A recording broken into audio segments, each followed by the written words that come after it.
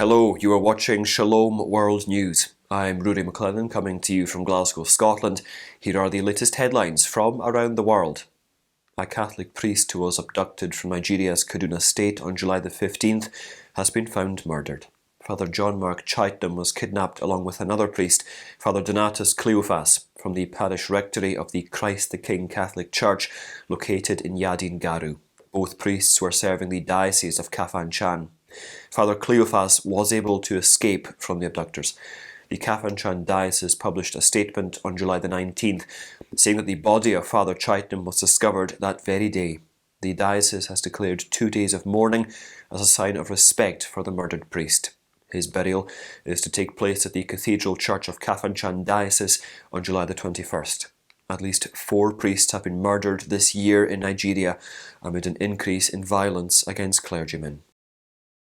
With the highly anticipated papal visit to Canada just around the corner, the Canadian Catholic Church has announced that Indigenous communities have accepted a fundraiser for their cause.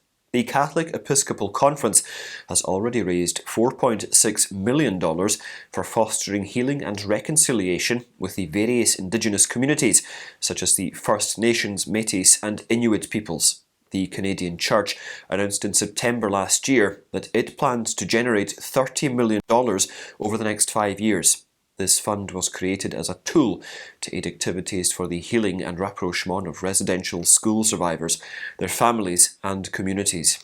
President of the Indigenous Reconciliation Fund Board, Wilton Littlechild, said the fund is a critically important effort to support the path of healing and reconciliation between the Catholic Church and Indigenous peoples. Pope Francis will visit Canada from July the 24th to July the 30th, when he will meet with various representatives of these Indigenous communities. In the United Kingdom, a charge against 76-year-old Rosa Lalor, who was arrested for silently praying near an abortion clinic, has been dismissed.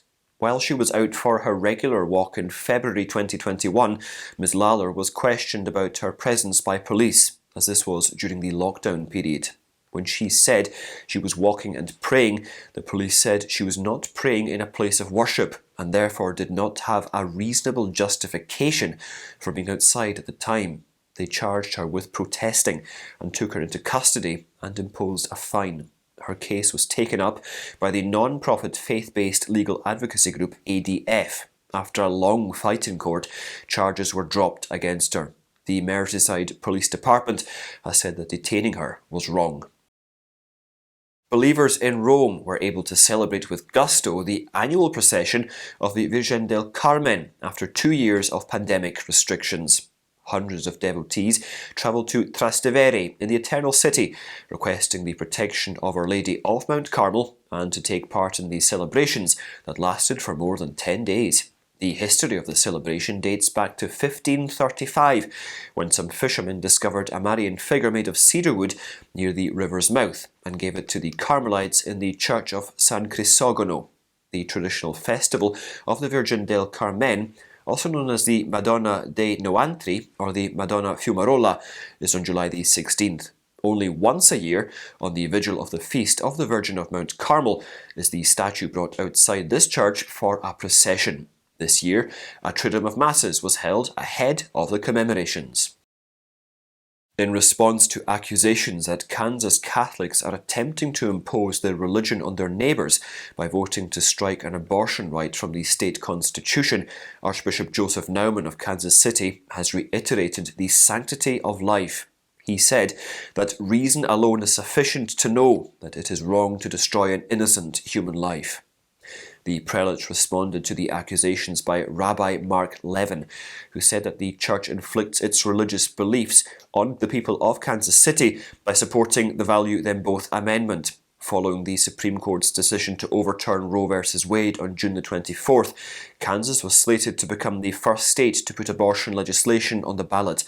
Currently, Kansas only allows abortions before 22 weeks. However, due to a 2019 state Supreme Court decision that the state constitution safeguards what some deem to be a woman's right, state lawmakers cannot enact further abortion restrictions. If voters accept the Value Them Both Amendment on August the 2nd, it will empower state lawmakers to pass legislation regulating or restricting abortion further. Though the amendment would not alter the state's current abortion laws, it would ensure that abortions are not funded through tax money.